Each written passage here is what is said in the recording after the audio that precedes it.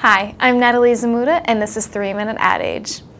As it goes into its third season as a smash TV hit, the mainland China version of Ugly Betty is pioneering new levels of product placement clutter. Sponsored by Unilever, the program, called Ugly Woody, is an extraordinary glut of brand integrations.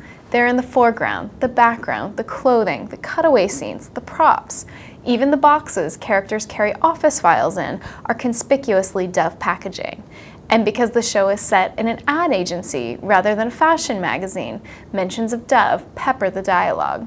Mateo Eaton, who heads the branded content division of Mindshare North Asia, explains why.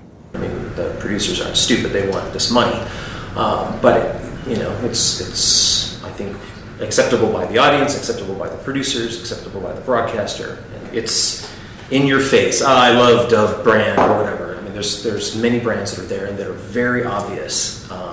That I think in more sophisticated markets like the US or Japan or something like that would have a lot more trouble with, and I think ratings would be affected. I think you would get a lot of complaints. My God, this is just too much in my face. But A, the story is set in an advertising agency, so that makes it easy for them to actually talk about anything that they want to do. B, the system in China in terms of production is much less organized, I'll put it that way.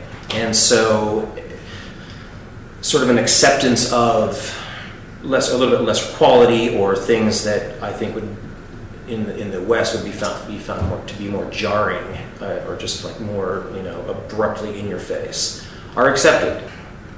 The reason why Ugly Betty works in China is that it is more closely linked to what the Mexican version was like in Mexico than the American version is. The American version, not only of Ugly Betty, but of a lot of programs, are very fantasy-oriented. There's background stories of mass murderers and serial killers and people from outer space and things that are just too fantastic for a Chinese audience to accept.